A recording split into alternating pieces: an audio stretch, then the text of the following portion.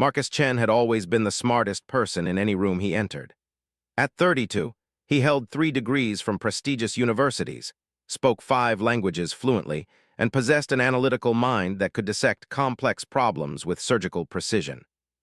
Yet as he sat in the glass-walled conference room on the 42nd floor of Pinnacle Industries, watching his colleagues tear apart his revolutionary proposal, he realized that intelligence alone meant nothing in the brutal arena of corporate politics.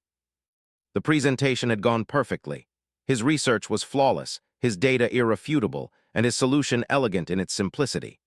The company was hemorrhaging money on outdated manufacturing processes, and Marcus had identified a way to cut costs by 30% while increasing efficiency.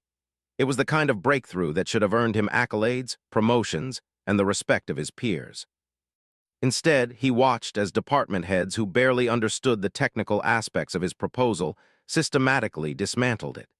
They questioned his methodology with transparent ignorance, suggested modifications that would destroy the entire framework, and generally demonstrated why the company had been struggling for the past 3 years.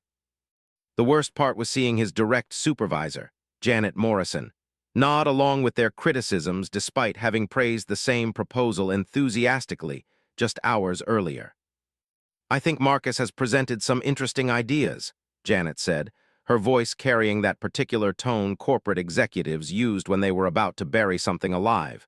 "But we need to consider the broader implications. Perhaps we should table this for further study." Marcus felt his jaw clench. Further study was corporate speak for sending something to die in committee.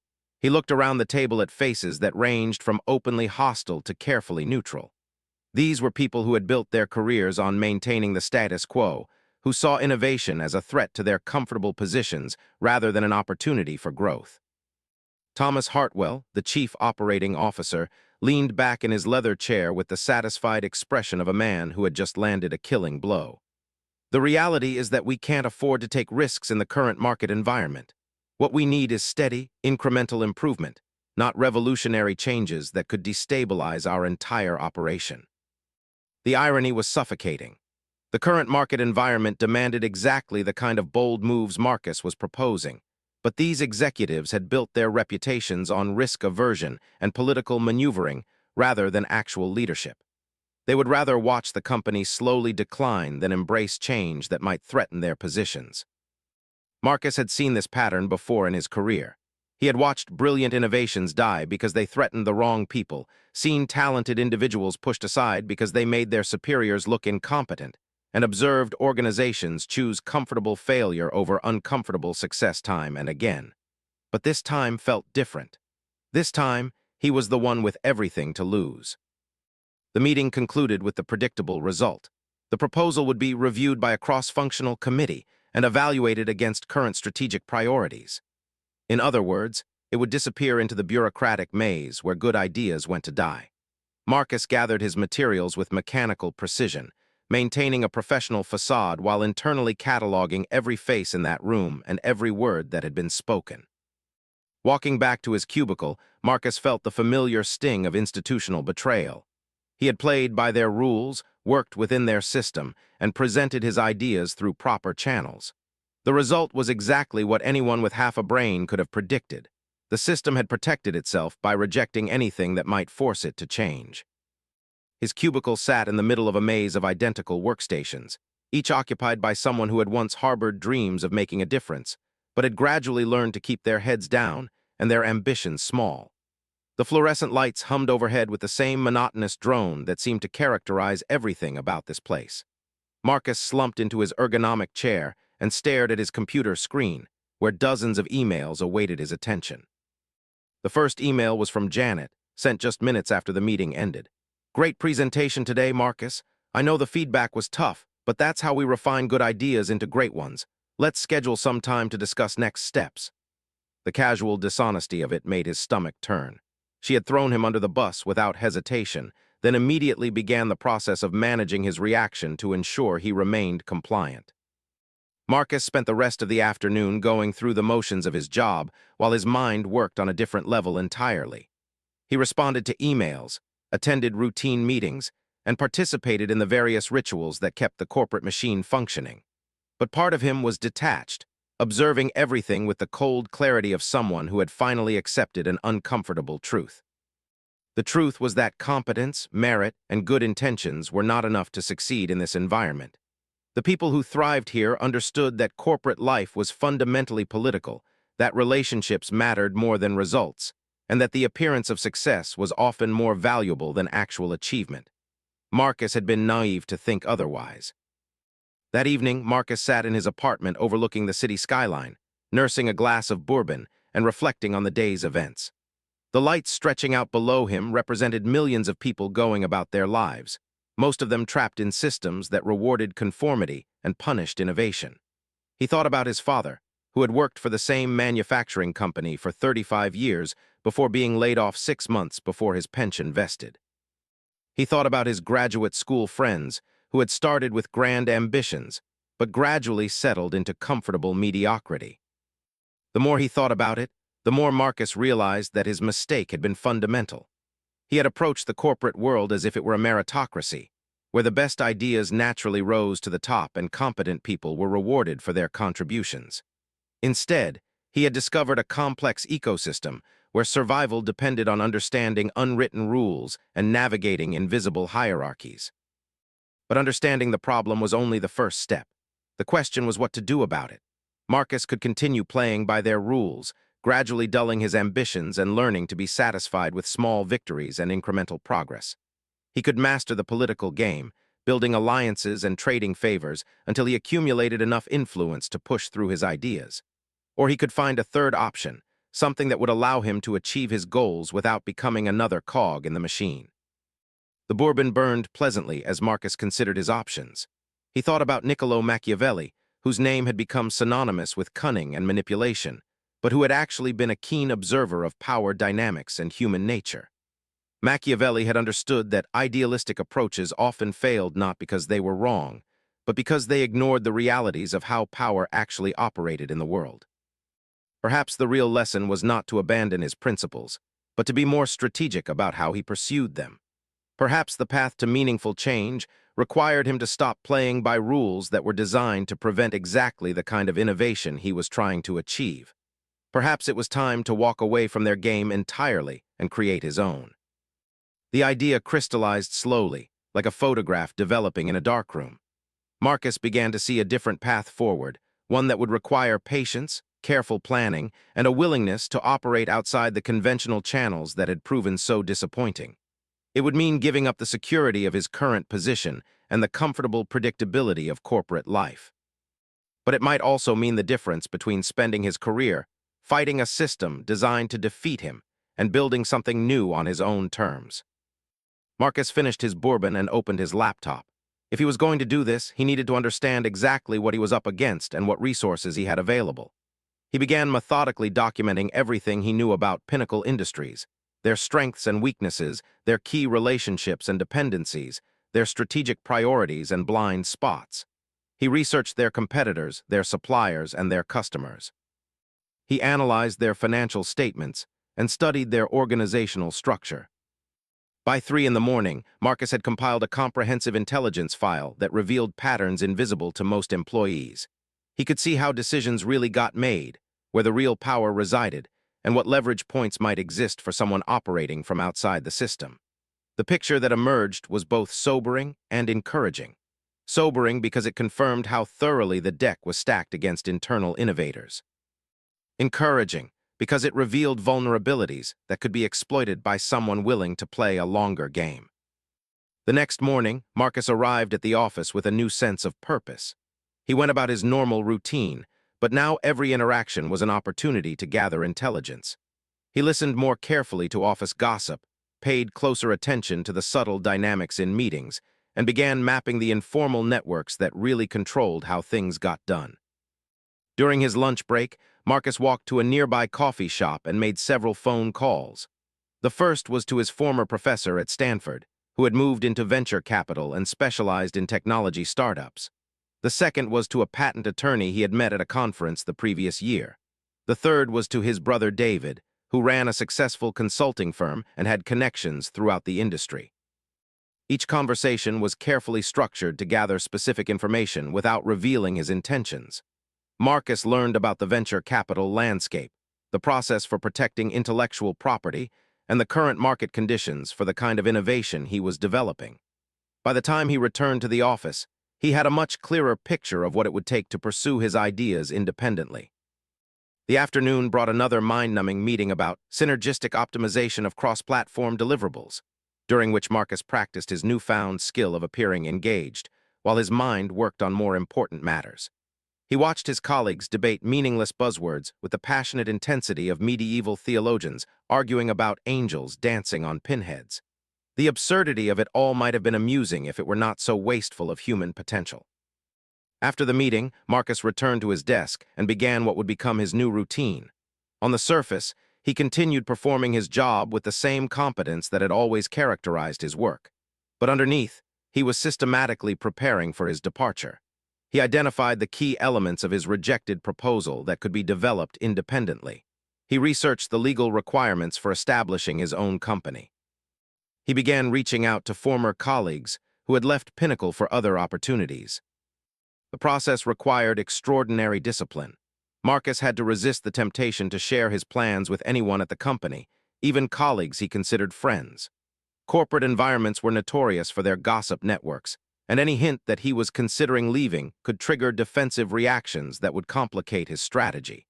Instead, he cultivated the image of someone who had learned his lesson and was settling into the role of a reliable team player. Over the following weeks, Marcus perfected the art of strategic invisibility. He attended meetings without making waves, completed assignments efficiently but without calling attention to himself, and gradually faded into the background of corporate consciousness. To his supervisors, he appeared to be a valuable employee who had matured past his earlier tendency toward disruptive innovation. To his peers, he seemed to have accepted the realities of corporate life and learned to temper his ambitions appropriately. In reality, Marcus was using this time to build the foundation for his escape. He worked evenings and weekends developing his ideas, creating detailed business plans and technical specifications that went far beyond what he had originally proposed to Pinnacle. He established relationships with potential investors, advisors, and partners. He consulted with attorneys to ensure that his intellectual property was properly protected and that his departure would not violate any non-compete agreements. The irony was not lost on him that he was doing his most innovative and important work while officially employed by a company that had rejected those very innovations. But this was part of the strategic withdrawal that Machiavelli might have recognized. Sometimes the most effective way to win a war was to refuse to fight on the enemy's chosen battlefield. 3 months after his proposal had been buried in committee, Marcus received an unexpected email from Janet requesting a meeting to discuss his career development and future opportunities within the organization. The timing was almost certainly not coincidental. His period of model behavior had probably convinced them that he was ready to be brought more fully into the corporate fold, perhaps with a promotion that would increase his investment in the status quo and reduce the likelihood of future disruptions. Marcus accepted the meeting with appropriate enthusiasm while privately recognizing it as confirmation that his strategy was working. They saw him as someone who had learned his place and could be trusted with greater responsibility. The reality was that he was closer than ever to walking away from their world entirely, armed with everything he needed to build something better on his own terms. As he prepared for the meeting with Janet, Marcus reflected on how much had changed since that disastrous presentation 3 months earlier. He had entered that conference room as someone who believed in working within the system to create change. He was preparing to enter Janet's office as someone who understood that real change often required the courage to step outside the system entirely. The game was far from over, but Marcus had finally learned the rules that actually mattered. More importantly, he had learned that the most powerful move was sometimes to stop playing the other side's game and start playing your own. Janet Morrison's office occupied a corner of the 39th floor, with floor-to-ceiling windows that offered a commanding view of the city below. The space was decorated with the standard corporate power symbols, expensive furniture, carefully arranged awards, and photographs of Janet shaking hands with various executives and politicians. Marcus sat across from her mahogany desk, maintaining the expression of eager professionalism that he had perfected over the past 3 months. Marcus, I want to start by saying how impressed we've all been with your attitude since the strategic planning session, Janet began, her tone carrying the warm authority of someone delivering good news. You really showed maturity in how you handled the feedback on your proposal. That kind of adaptability is exactly what we look for in future leaders. Marcus nodded appreciatively while suppressing the urge to point out that strategic planning session was an interesting euphemism for what had essentially been a public execution. Instead, he leaned forward slightly, projecting the kind of engaged attention that corporate executives interpreted as ambition properly channeled. I learned a lot from that experience, he replied, choosing his words carefully. It helped me understand the importance of considering all stakeholders and the broader organizational context when proposing new initiatives. Janet smiled with the satisfaction of a teacher whose student had finally grasped a difficult concept. Exactly. And that's why I wanted to meet with you today. We have an opportunity that I think would be perfect for someone with your technical background and your newfound appreciation for organizational dynamics. She handed him a folder containing what appeared to be a job description and organizational chart. The title at the top read, Senior Manager, Process Optimization and Strategic Implementation.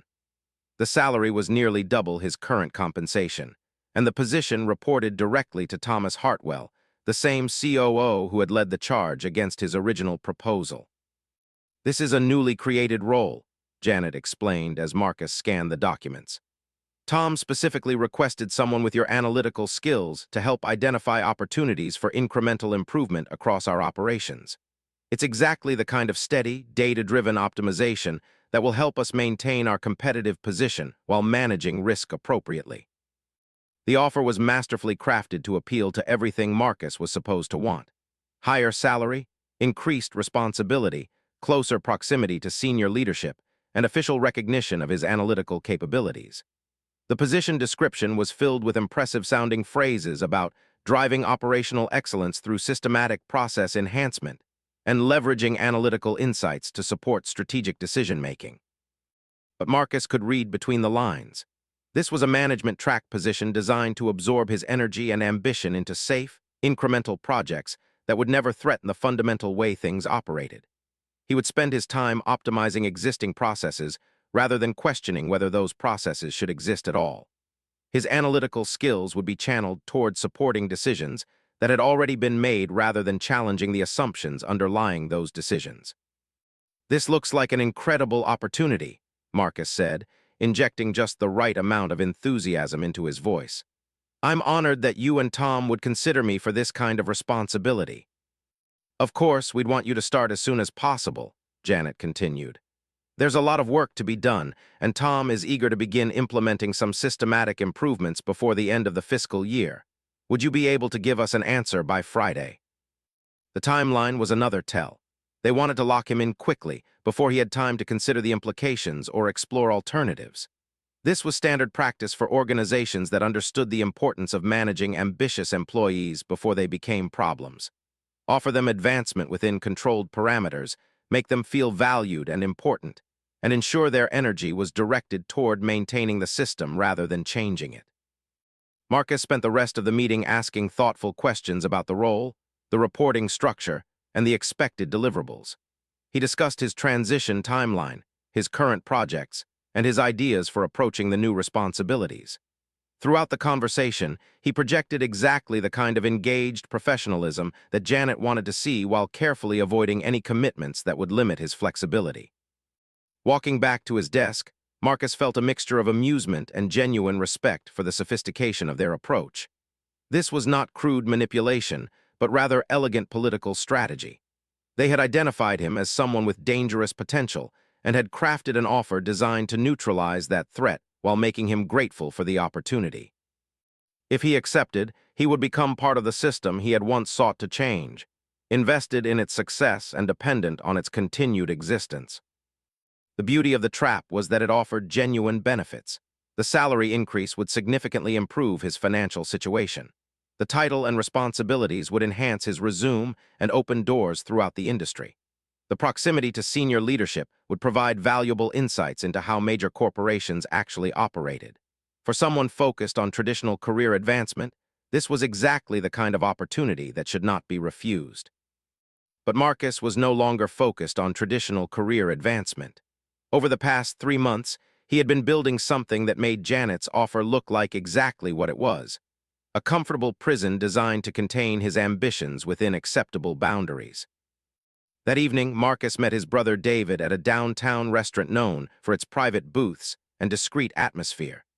David had built his consulting firm from nothing into a multi-million-dollar operation by understanding how power really worked in the business world. He was one of the few people Marcus trusted with the full scope of his plans. "They offered you the golden handcuffs," David observed after Marcus described his meeting with Janet. "Classic move. Double your salary, give you a fancy title, and make you part of the problem you were trying to solve." "It's actually quite sophisticated," Marcus replied. "If I were still thinking like a traditional employee, I would probably take it. The money is significant and the experience would be valuable." David leaned back in his chair, studying his younger brother with the calculating gaze that had made him successful in the cutthroat world of management consulting. "But you're not thinking like a traditional employee anymore. You're thinking like an entrepreneur who's been pretending to be an employee while he builds his real business." Marcus nodded. "The question is whether I'm ready to make the jump.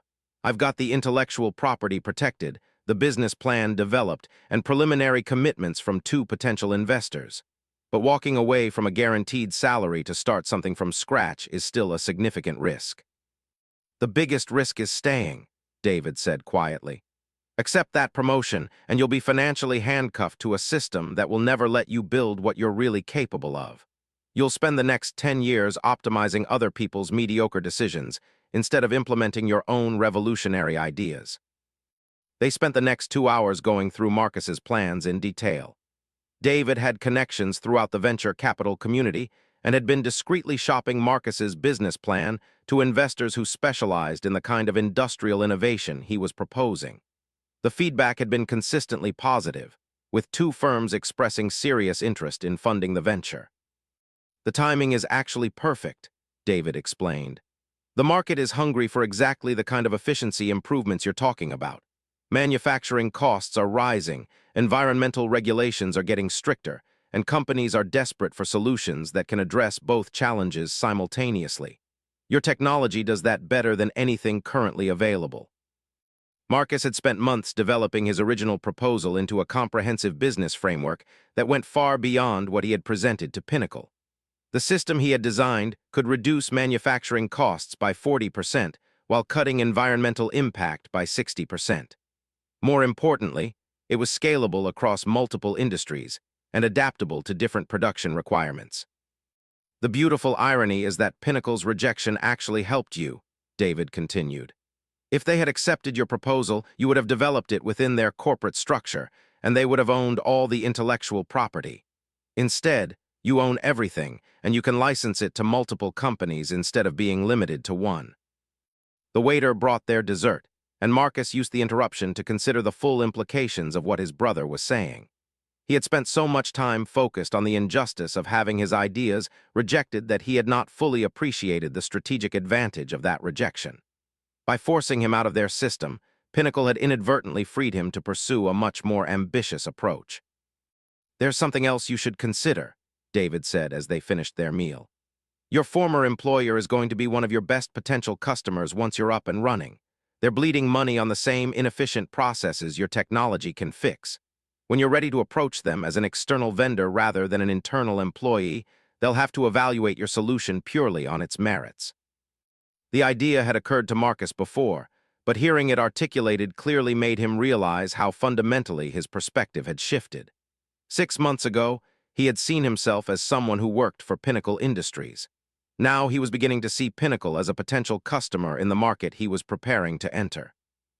The next morning, Marcus arrived at the office with a clear sense of purpose. He had 2 more days to give Janet his answer about the promotion, which meant 2 more days to finalize his preparations for departure. He spent the morning completing a detailed analysis of his current projects, documenting everything in a way that would make his transition as smooth as possible for his replacement. During his lunch break, Marcus walked to a nearby law office where he had scheduled a final consultation with his intellectual property attorney. The paperwork for his patent applications was ready to be filed, and his employment agreement with Pinnacle had been thoroughly reviewed to ensure that his departure would not create any legal complications. "You're in a very strong position," the attorney assured him. "Your innovations were developed outside of company time and resources, and they're sufficiently different from your current job responsibilities that Pinnacle has no claim on them. The non-compete clause is narrowly written and won't prevent you from starting your own business." That afternoon, Marcus attended what he knew would be his final team meeting as a Pinnacle employee. He sat through presentations about quarterly targets and process improvements, listening to his colleagues debate optimization strategies that addressed symptoms rather than causes. The contrast between their incremental thinking and the revolutionary potential of what he was preparing to launch was stark. After the meeting, Marcus returned to his desk and began composing his resignation letter. He had drafted several versions over the past week, each calibrated to achieve specific objectives. The final version was professional, appreciative, and deliberately vague about his future plans. He thanked Pinnacle for the opportunities they had provided, expressed gratitude for his colleagues' support, and indicated that he had decided to pursue an entrepreneurial venture that would allow him to apply his skills in a new context. The letter was designed to minimize the possibility of counteroffers or attempts to negotiate his retention. By framing his departure as a personal growth opportunity rather than a response to dissatisfaction, he reduced the likelihood that they would try to address perceived problems with his current situation. By being vague about his specific plans, he avoided triggering defensive reactions that might complicate his transition. Wednesday morning brought a call from one of David's venture capital contacts. The investor had completed his due diligence review and was prepared to make a formal offer.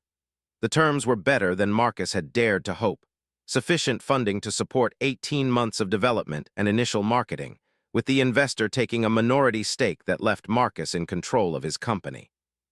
"We see this as exactly the kind of innovation the market needs," the investor explained during their phone conversation. "Manufacturing efficiency is becoming a critical competitive advantage, and your approach is significantly ahead of anything we've seen from established players in the space." Marcus spent his lunch break in a conference room at David's office, reviewing the term sheet and finalizing the details of his funding agreement. By 2 o'clock, he had signed the documents that would transform him from a corporate employee into an entrepreneur with significant backing and unlimited potential. Returning to Pinnacle that afternoon, Marcus felt as if he were seeing the office environment for the first time. The cubicles that had once felt like a natural work environment now seemed like an elaborate containment system designed to limit human potential. The meetings that had once frustrated him with their inefficiency now struck him as almost quaint in their commitment to avoiding meaningful decisions. Thursday morning, Marcus requested a meeting with Janet to discuss his decision about the promotion. He arrived at her office at precisely the appointed time, carrying a sealed envelope containing his resignation letter. "I've given a lot of thought to the opportunity we discussed," he began, "and I want you to know how much I appreciate the confidence you and Tom have shown in me." Janet leaned forward expectantly, clearly anticipating his acceptance of the offer. "I'm glad to hear that. Tom is very excited about bringing you onto his team." "Unfortunately, I've decided that I need to pursue a different direction," Marcus continued, handing her the envelope. "I've accepted an opportunity to start my own consulting firm, focusing on manufacturing efficiency and process optimization." The change in Janet's expression was subtle but unmistakable. The warm authority she had projected during their previous meeting was replaced by a cooler, more calculating assessment. She opened the envelope and scanned his resignation letter quickly before looking back at him. "This is quite unexpected," she said carefully. "I thought you had learned to appreciate the value of working within an established organization rather than trying to go it alone." Marcus smiled politely. "I have learned to appreciate that value, but I've also learned that sometimes the best way to contribute to the industry is to bring fresh perspectives from outside existing organizational structures." The rest of the conversation proceeded with professional courtesy, but Marcus could sense the underlying tension. From Janet's perspective, he was making exactly the kind of unpredictable move that the promotion had been designed to prevent. She offered to discuss modifications to the role, suggested that he might benefit from taking more time to consider his decision, and even hinted that there might be room for additional compensation. Marcus deflected each attempt gracefully while maintaining his position. He had made his decision, he explained, and he was committed to pursuing this new opportunity. He would be happy to help with the transition and to ensure that his departure created minimal disruption for the team. Walking out of Janet's office, Marcus felt the exhilarating lightness that comes from finally stepping off a path that had never really been his own. He had 2 weeks remaining before his official departure date, which would give him time to complete his current projects and prepare comprehensive handoff documentation. But the real work had already begun. That evening, Marcus met with his new business partner, a manufacturing engineer he had recruited from his network of former colleagues. Together, they began planning the launch of their company, which they had decided to call Meridian Solutions. The name was carefully chosen to reflect their approach to business strategy. A meridian represented a path that connected different points while maintaining a clear sense of direction. It suggested precision, navigation, and the ability to find optimal routes between destinations. Most importantly, it implied movement and progress rather than static position. Over the following weeks, Marcus would discover that walking away from Pinnacle was only the beginning of his strategic withdrawal from the conventional corporate world. The real challenge would be building something better to replace what he had left behind. But for the first time since that disastrous presentation 6 months earlier, Marcus felt that he was finally playing a game where his best qualities were advantages rather than liabilities. The Machiavellian prince, he reflected, understood that sometimes the most powerful move was to refuse the battlefield your enemies had chosen and to engage them instead on terrain of your own choosing. Marcus had spent 6 months learning to think like a prince rather than a subject. Now it was time to find out whether that transformation would lead to the victory he envisioned. Marcus stood in the empty warehouse space that would become Meridian Solutions' headquarters, watching sunlight stream through industrial windows that had not seen cleaning in months. The 15,000-square-foot facility in an emerging technology district represented everything his former corporate environment had not: raw potential, unlimited possibility, and the freedom to build something entirely new from the ground up. His business partner, Sarah Kim, emerged from what would eventually become their main laboratory, her engineering background evident in how she methodically examined the building's infrastructure. Sarah had spent 8 years at a major manufacturing firm before growing frustrated with their resistance to innovation. Like Marcus, she had learned that traditional corporate structures often rewarded risk aversion over breakthrough thinking. "The power capacity is perfect for our initial equipment needs," Sarah reported, consulting the tablet where she had been documenting their space requirements. "We can set up 3 full testing stations and still have room for expansion. The loading dock will handle delivery of raw materials, and the office space upstairs gives us room for a team of 12. Marcus nodded as he mentally overlaid their business plan onto the physical space. In 3 months, this warehouse would house the most advanced manufacturing efficiency laboratory in the region. In 6 months, they would be conducting paid pilot programs for their first clients. In 12 months, if everything proceeded according to plan, they would be licensing their technology to companies across multiple industries. The transformation from corporate employee to entrepreneur had been more dramatic than Marcus had anticipated. During his final weeks at Pinnacle, he had continued performing his routine duties while secretly coordinating the complex logistics of launching his own company. The psychological adjustment had been the most challenging aspect. After years of working within established systems, the complete absence of external structure was both liberating and terrifying. "I keep waiting for someone to tell me we're not allowed to do this," Sarah admitted as they walked through the space that would become their main production floor. 8 years of asking permission for every decision makes it hard to believe we can just make things happen." Marcus understood exactly what she meant. Corporate life conditioned people to seek approval, to work within predetermined parameters, and to accept that major decisions were made by others. Entrepreneurship required the opposite mindset: the confidence to make decisions without consensus, the willingness to take responsibility for outcomes, and the ability to create structure rather than simply operating within it. Their first major test had come during the negotiation for their initial client contract. Through David's network, they had connected with Hartfield Manufacturing, a mid-sized company that produced industrial components for the automotive industry. Hartfield was struggling with rising production costs and increasing pressure from their automotive clients to improve efficiency without compromising quality. The initial meeting had taken place in Hartfield's conference room, where Marcus and Sarah presented their efficiency optimization system to CEO Robert Hartfield and his senior management team. The presentation was essentially an enhanced version of what Marcus had originally proposed to Pinnacle, but the audience's reception could not have been more different. "This is exactly what we've been looking for," Hartfield had said after reviewing their technical specifications. "We've been dealing with incremental improvements for years, but what you're showing us represents a fundamental leap forward. How quickly could you implement a pilot program?" The contrast with Marcus's experience at Pinnacle was instructive. Hartfield Manufacturing was facing competitive pressure that made innovation essential rather than optional. Their executives understood that maintaining the status quo was actually the riskiest strategy available to them. They were looking for solutions that would transform their operations, not minor adjustments that would preserve existing processes. Marcus and Sarah had structured their pilot program to demonstrate clear value within 60 days, while building the foundation for a longer-term partnership. They would install their efficiency monitoring system on one of Hartfield's production lines, optimize the process using their proprietary methodology, and document the results in a way that could be scaled across the entire operation. The financial terms of the agreement reflected the value they were providing. Instead of selling their time like traditional consultants, they had negotiated a licensing arrangement that tied their compensation to the measurable improvements they achieved. If their system reduced Hartfield's production costs by 30%, Meridian Solutions would receive a percentage of those savings over a 3-year period. "It's the kind of deal I never could have made as a Pinnacle employee," Marcus reflected as he and Sarah finalized the contract details.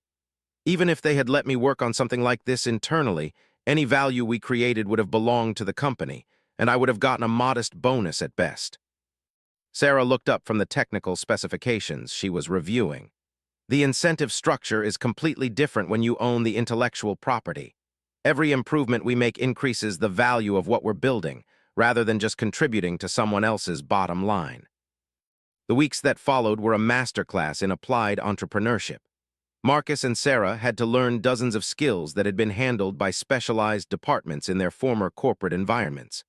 They negotiated contracts with equipment suppliers, established relationships with legal and accounting firms, recruited talented engineers from their professional networks, and developed operational procedures from scratch. Each challenge required them to think strategically about resource allocation and risk management. They could not afford the redundancy and inefficiency that characterized large organizations, but they also could not accept the vulnerability that came from having single points of failure in critical systems. Every decision involved trade-offs between competing priorities, with no bureaucratic processes to defer responsibility or diffuse accountability. The Hartfield pilot program became their laboratory for developing not just their technical systems, but their entire approach to client relationships. They embedded themselves in the manufacturing operation, working directly with production supervisors and line workers to understand the nuances of the existing processes before implementing their improvements. Marcus was surprised to discover how much he enjoyed this hands-on approach to problem-solving. At Pinnacle, he had been several layers removed from the actual work being done, analyzing data and making recommendations without directly observing their implementation. Now he was spending his days on factory floors, seeing immediately how his theoretical models performed in real-world conditions. "The workers here know things that never make it into the official process documentation," Sarah observed after spending a week shadowing experienced production supervisors. "They've developed informal workarounds for problems that management doesn't even know exist. Understanding those workarounds is essential for designing effective improvements." This insight led them to modify their methodology in ways that would become central to their competitive advantage. Instead of imposing solutions from the outside, they developed techniques for incorporating institutional knowledge from workers at all levels. The result was optimization systems that addressed real problems rather than theoretical inefficiencies. The preliminary results from the Hartfield pilot exceeded their most optimistic projections.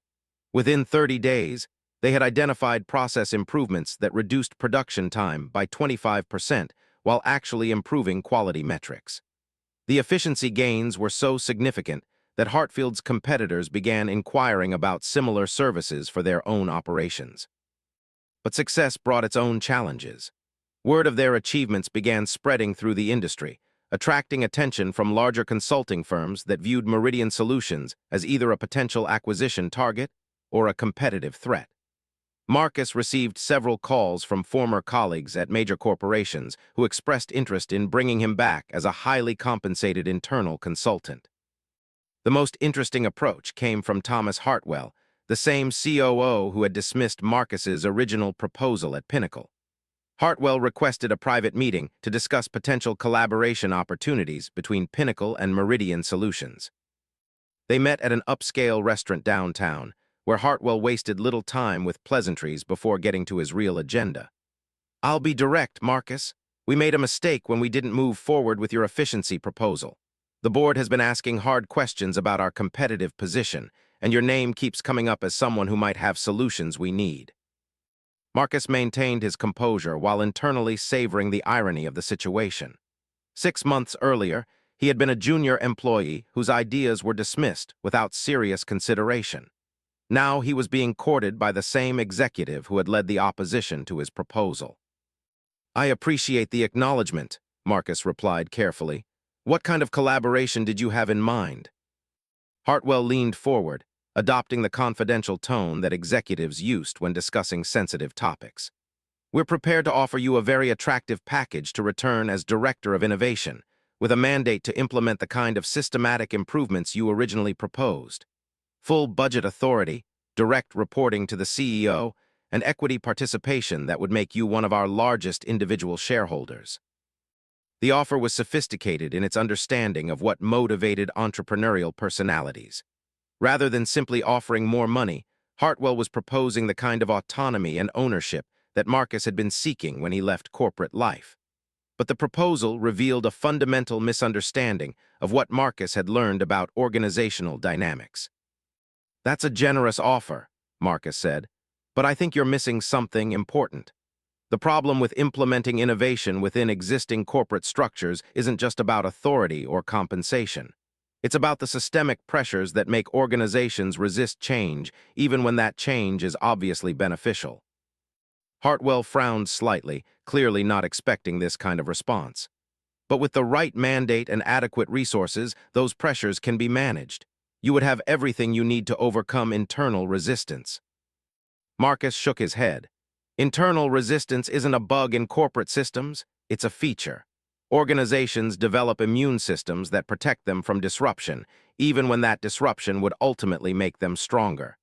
Those immune systems don't disappear just because someone gets a fancy title and a big budget." The conversation continued for another hour, with Hartwell making increasingly attractive offers and Marcus politely declining each one. Finally, Hartwell played what he clearly considered his strongest card. "Look, Marcus, I respect what you're trying to build with your own company, but you have to be realistic about the competitive landscape. The major consulting firms have resources you can't match, and they have relationships with clients you can't access. Wouldn't you rather implement your innovations within an organization that has the scale to really make an impact?" Marcus smiled as he recognized the implicit threat underlying Hartwell's argument. Pinnacle was not just offering him a position. They were suggesting that independent operators like Meridian Solutions would struggle to compete against established players with superior resources and market access. "You're absolutely right about the competitive challenges," Marcus acknowledged. "But I think you're underestimating the advantages that come from operating outside traditional organizational constraints. Our overhead is lower, our decision-making is faster, and we're not bound by the legacy processes that limit how established firms can respond to changing market conditions." After declining Hartwell's final offer, Marcus walked back to Meridian Solutions headquarters with a new appreciation for how fundamentally his strategic position had changed. 6 months earlier, he would have been thrilled by the prospect of implementing his ideas within Pinnacle's organizational structure. Now he understood that the value of those ideas was maximized precisely because he was developing them outside any existing structure. The following week brought confirmation that their strategic approach was working. 3 new clients requested pilot programs based on the results at Hartfield Manufacturing. Two venture capital firms expressed interest in providing additional funding for expansion. And most significantly, a major industry publication featured Meridian Solutions in an article about emerging leaders in manufacturing innovation. Sarah found Marcus reading the article in their temporary office, a converted conference room overlooking the warehouse floor where their equipment was being installed. 6 months ago, we were both frustrated employees who couldn't get anyone to listen to our ideas. Now we're being featured as industry innovators. It's almost surreal. Marcus looked up from the magazine. What's really surreal is realizing that we had to leave the industry to become leaders in it. All the expertise we're being recognized for is the same expertise our former employers dismissed as irrelevant. The observation pointed to something important about how innovation actually occurred in mature industries. Breakthrough thinking often came from outsiders who were not invested in preserving existing systems. Established organizations hired smart people, but then constrained them within frameworks that made transformative thinking difficult or impossible. Entrepreneurial ventures succeeded precisely because they freed talented individuals from those constraints. As Meridian Solutions prepared to hire their first employees, Marcus reflected on the lessons he had learned about power, strategy, and the courage to pursue unconventional paths. The Machiavellian insight that had guided his departure from corporate life was proving equally valuable in building something new. True authority came not from official positions within existing hierarchies, but from creating value that others could not replicate or ignore. The prince who withdrew from one kingdom to build another was not retreating. He was positioning himself to win a larger game entirely. Marcus was beginning to understand that sometimes the most effective way to change an industry was to step outside it completely and then return as a force that could not be dismissed or contained. The real test would come as Meridian Solutions scaled beyond their initial success. But for the first time since that humiliating presentation at Pinnacle, Marcus felt confident that he was finally playing a game where his best qualities were genuine advantages rather than obstacles to be overcome. The conference room at Meridian Solutions buzzed with an energy that Marcus had never experienced in corporate environments. Around the table sat representatives from 6 major manufacturing companies, each seeking to understand how the small firm that had emerged from nowhere was achieving results that established consulting giants had promised, but never delivered. 18 months after walking away from Pinnacle Industries, Marcus found himself in the unusual position of having more client demand than his company could immediately satisfy. The pilot program at Hartfield Manufacturing had produced efficiency gains so dramatic that competitors began approaching Meridian Solutions before the initial engagement was even completed. Word of their success had spread through industry networks with the kind of viral momentum that most businesses spent millions trying to achieve. The numbers speak for themselves, Marcus said, advancing to the next slide in his presentation. Hartfield reduced production costs by 38% while improving quality metrics by 15%. Morrison Steel achieved similar results within 60 days of implementation. Apex Components is projecting annual savings of $12 million based on their pilot program alone. Sarah stood at the technical display, walking the group through the proprietary monitoring systems that made such dramatic improvements possible. The key breakthrough was developing real-time feedback loops that allow immediate adjustment of production parameters based on efficiency metrics. Traditional approaches rely on periodic audits and quarterly reviews, which means problems compound for months before being addressed. Marcus watched the faces around the table as Sarah explained their methodology. These were senior executives from companies with annual revenues in the hundreds of millions, people accustomed to being the smartest individuals in any room they entered. Yet they were taking detailed notes and asking technical questions with the intensity of graduate students. The transformation in how he was perceived still occasionally surprised Marcus. 2 years earlier, these same executives would have dismissed him as a junior analyst whose ideas were interesting but impractical. Now they were seeking his expertise and competing for his company's attention. The change had nothing to do with his technical competence, which remained essentially unchanged. What had changed was his strategic position and the leverage that came from operating outside traditional corporate hierarchies. The question we're most frequently asked, Marcus continued, is how we're able to achieve results that other consultants have not. The answer is both simple and complex. Simple because our methodology is based on fundamental principles that are not particularly revolutionary. Complex because implementing those principles requires freedom from the structural constraints that limit what established firms can accomplish. One of the executives, the CEO of an automotive parts manufacturer, leaned forward. Can you be more specific about those structural constraints? Most of our previous consulting engagements have been with major firms with significant resources and deep industry experience. Marcus had anticipated this question and had spent considerable time developing an answer that was honest without being unnecessarily provocative. Large consulting firms are businesses that have optimized for scalability and risk management rather than innovation. They develop standardized methodologies that can be applied across multiple clients and industries, which limits their ability to create truly customized solutions. They also have existing relationships and established practices that make it difficult for them to challenge fundamental assumptions about how things should be done.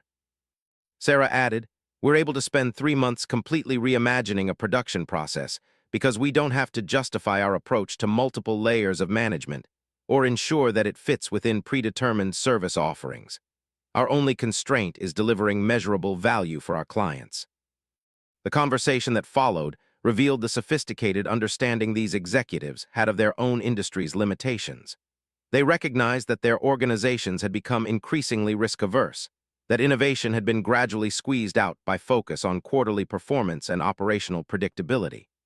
They understood that breakthrough thinking often came from outside their established networks, but they had struggled to find reliable sources for that kind of external perspective.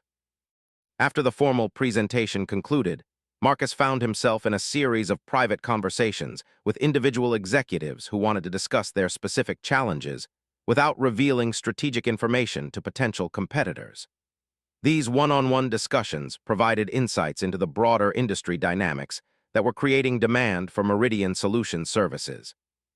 "The truth is that we've been optimizing the same basic processes for 20 years, admitted the CEO of a precision manufacturing firm.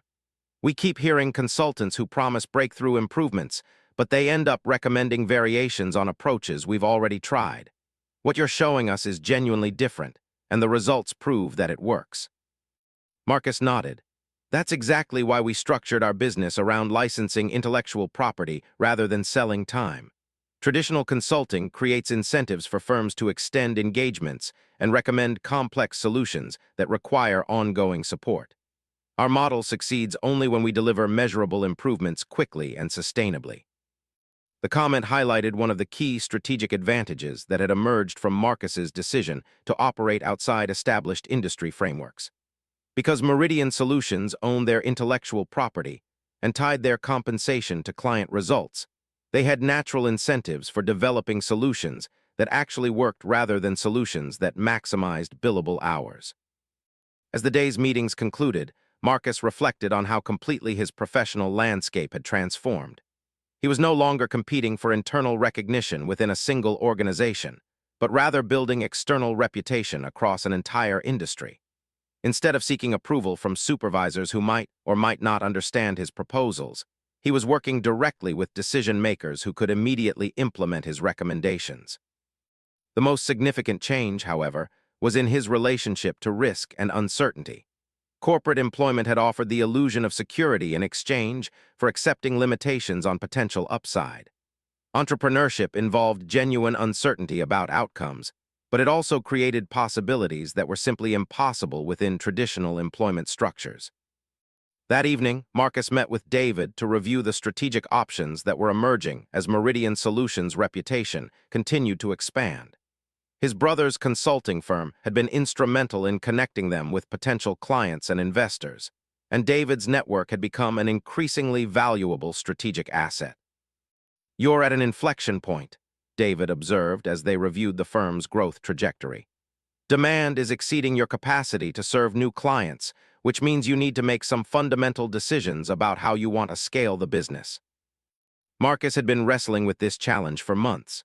They had multiple options: hire additional consultants to expand their service capacity, license their methodology to other firms who could implement it independently, focus on developing software products that clients could use without direct consulting support, or seek acquisition offers from larger companies who wanted to integrate their capabilities. Each option involved trade-offs between growth potential, operational complexity, and strategic control. Hiring additional staff would allow them to serve more clients directly, but would require significant management overhead and careful quality control. Licensing their methodology would create passive income streams, but might enable competitors to replicate their approach. Software development would maximize scalability, but required substantial technical investment with uncertain market acceptance. The acquisition offers are getting more aggressive, David noted, referencing the formal proposals they had received from 3 major consulting firms and 2 technology companies. McKinsey's latest bid values the company at $45 million, which would make you financially independent for life. Marcus had given serious consideration to the acquisition possibilities. The financial terms were attractive, and joining an established firm would provide access to resources and market reach that would take years to develop independently. But the more he learned about how these organizations operated, the more convinced he became that acquisition would ultimately limit rather than expand the impact of his innovations. The problem with acquisition is that it brings us back to the same organizational dynamics we left corporate life to escape, Marcus replied. These firms are interested in our methodology because it generates superior results, but they would implement it within systems that are designed to minimize risk rather than maximize innovation. David nodded. Plus, once you're inside a large organization again, you lose the strategic flexibility that's been your biggest competitive advantage. You'd be trading entrepreneurial freedom for corporate resources, and there's no guarantee that trade-off would enhance your ability to serve clients effectively.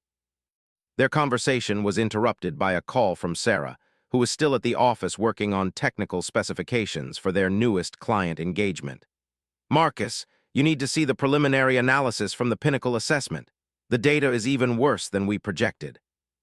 Marcus felt a moment of surprise before remembering that Pinnacle Industries was among the companies that had requested a valuation for potential engagement with Meridian Solutions.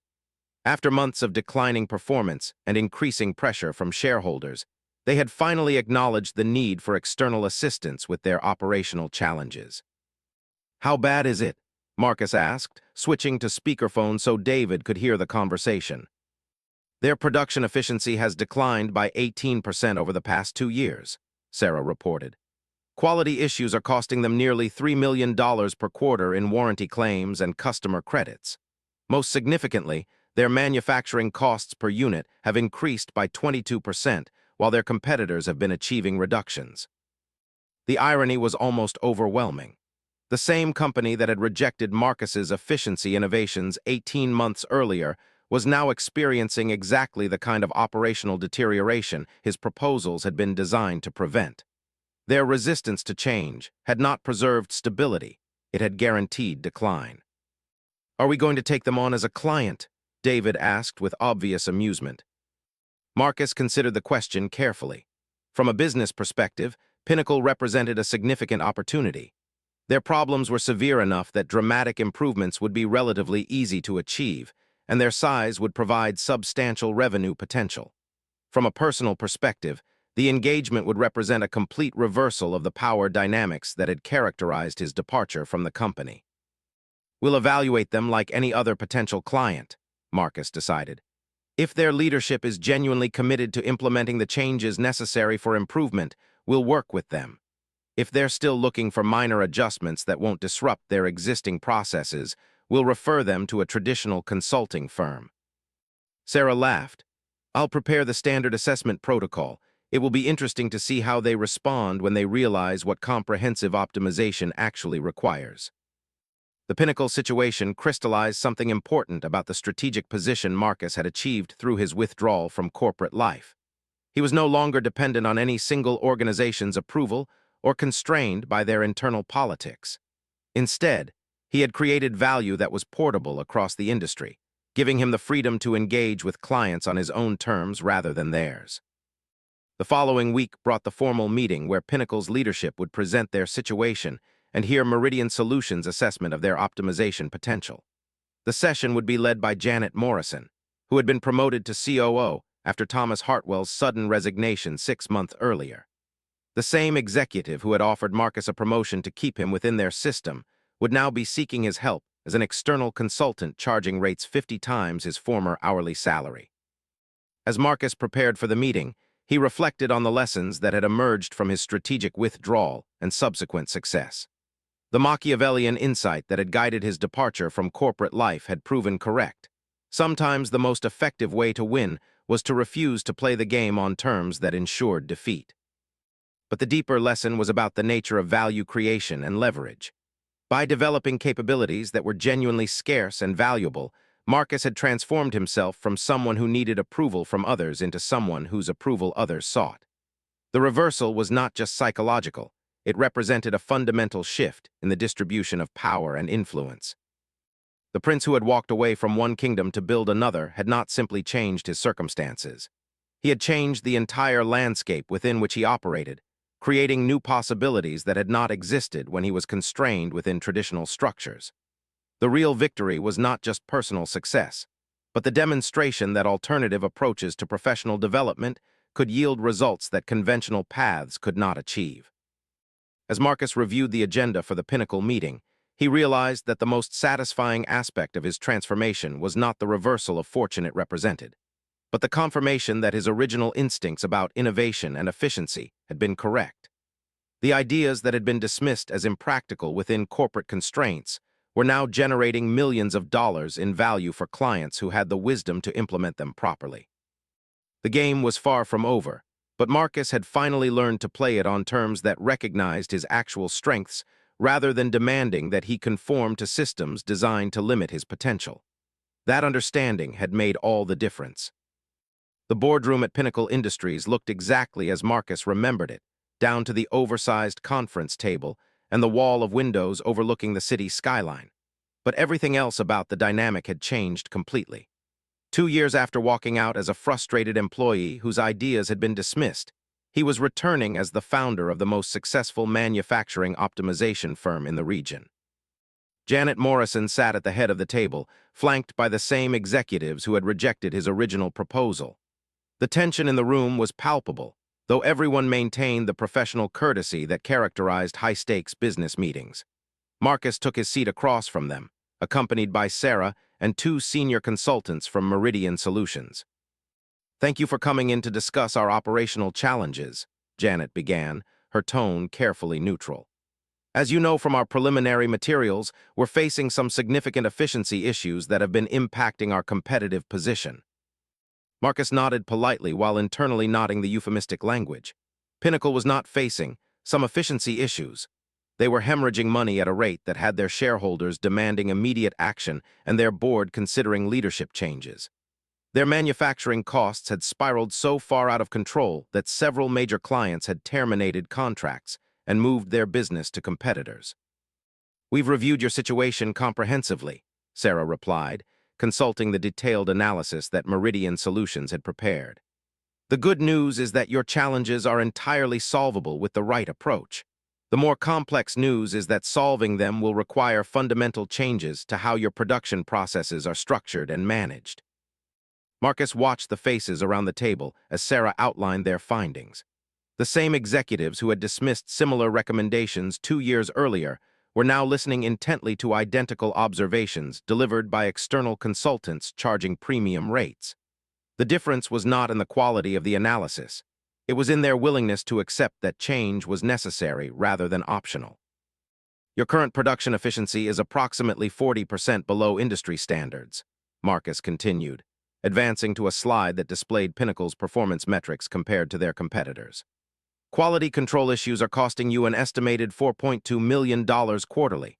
Most significantly, your manufacturing cost per unit has increased 28% over the past 18 months, while the industry average has decreased by 12%.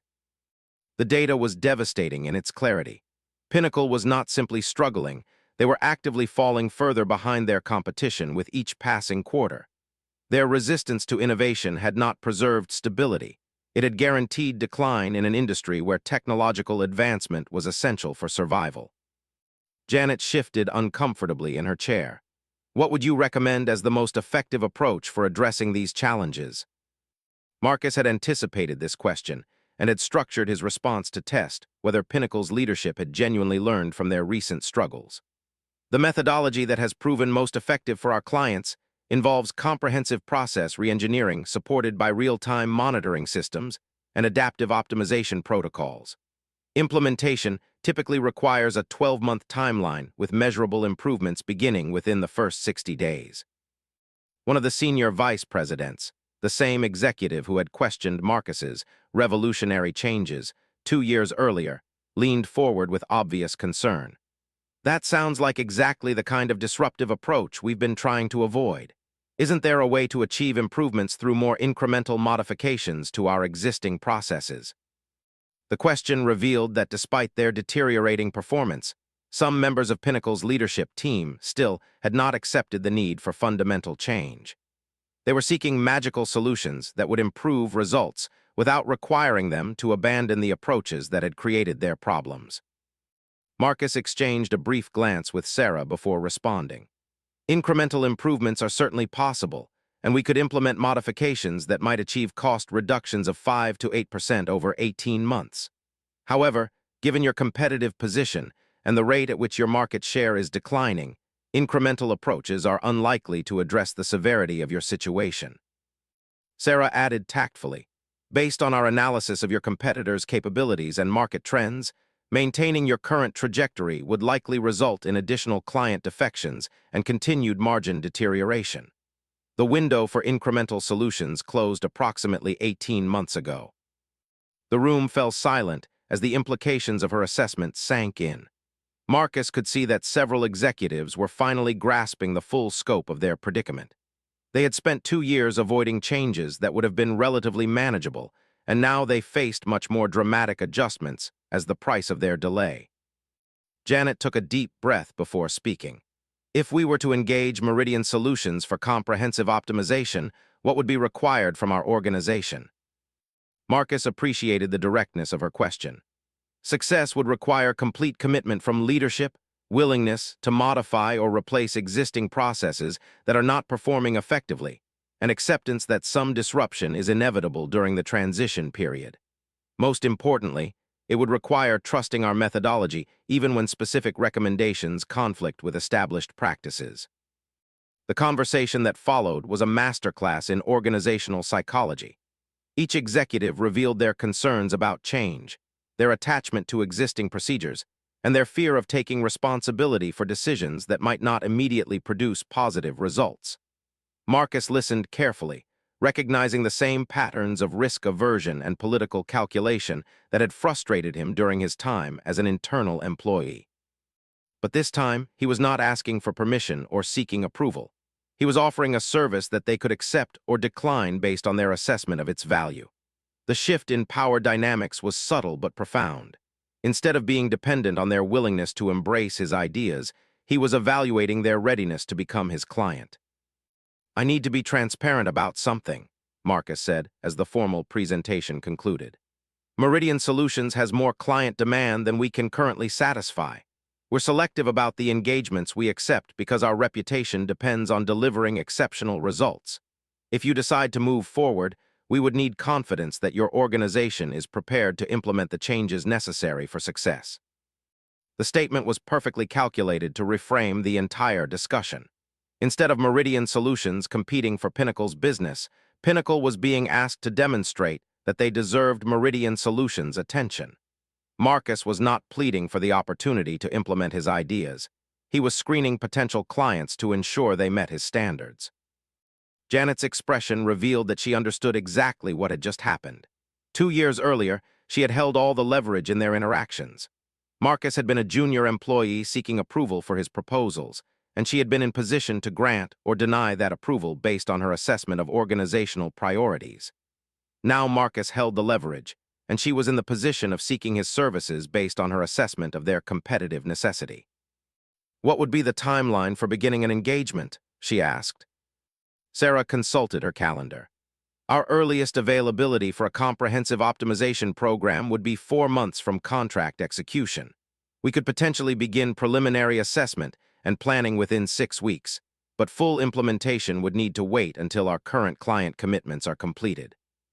The timeline was genuine, Meridian Solutions was indeed booked solid for the next several months, but Marcus appreciated how it reinforced their strategic position. They were not desperate for new business or available to start immediately based on client preferences. Instead, potential clients needed to plan around Meridian Solutions' schedule and availability.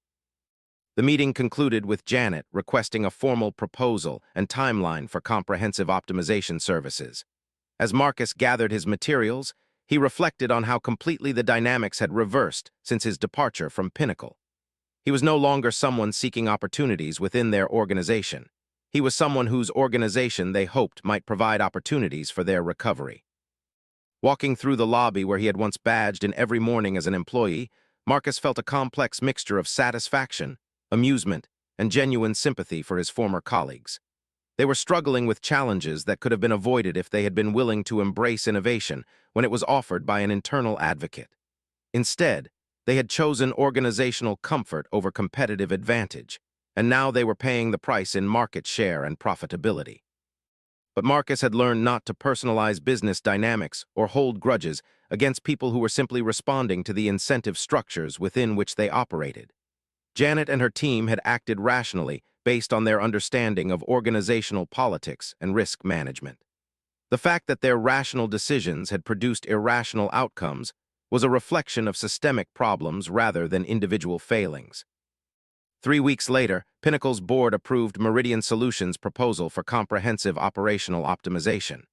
The engagement would be worth $2.8 million over 12 months, making it the largest single contract in Marcus's company's brief history.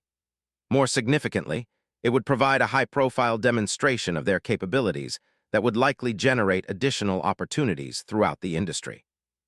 The irony was not lost on Marcus that his most lucrative client engagement would be with the same company that had rejected his ideas when implementing them would have cost a fraction of what they were now paying for external consulting. Their resistance to change had not saved them money. It had dramatically increased the eventual cost of inevitable transformation. As Meridian Solutions prepared to begin the Pinnacle engagement, Marcus found himself reflecting on the broader lessons of his strategic withdrawal and subsequent success. The Machiavellian insights that had guided his departure from corporate life had proven correct, but the real value had been in understanding that sometimes the most effective way to change a system was to step outside it entirely. Working within Pinnacle's organizational structure, Marcus had been constrained by their political dynamics, their risk aversion, and their commitment to incremental approaches. Operating outside their structure, he had been free to develop innovations that addressed fundamental problems rather than merely managing symptoms. The same intellectual capabilities that had been frustrated within their corporate environment had flourished once liberated from their institutional constraints. The transformation was not just personal. It represented a broader shift in how value was created and captured in knowledge-intensive industries. Traditional employment models assumed that the best way to leverage talent was to integrate it within large organizations that could provide resources and market access. But increasingly, the most valuable knowledge workers were finding that they could create more value by maintaining independence and selectively engaging with organizations that needed their capabilities. Marcus had learned that the prince who walked away from one kingdom to build another was not retreating from power. He was repositioning himself to acquire different and potentially more valuable forms of influence. Instead of seeking advancement within existing hierarchies, he had created his own hierarchy where his best qualities were genuine advantages rather than obstacles to be overcome. The ultimate vindication came not from financial success or professional recognition, though both were satisfying. The real victory was in the demonstration that alternative approaches to career development could yield results that conventional paths could not achieve. Marcus had proven that sometimes the most effective way to implement your vision was to stop asking for permission and start creating value that others could not ignore. As Meridian Solutions continued expanding its client base and developing new innovations, Marcus understood that his strategic withdrawal from corporate life had been only the beginning of a longer journey. The prince who had successfully established his own kingdom now faced the challenge of defending and expanding his territory while remaining true to the principles that had made his initial success possible. But that was a challenge he was prepared to meet. After learning to think strategically about power, influence, and value creation, Marcus was confident that he could navigate whatever obstacles lay ahead. The game had changed, the players had changed, and most importantly, he had changed. The rest would simply be a matter of execution.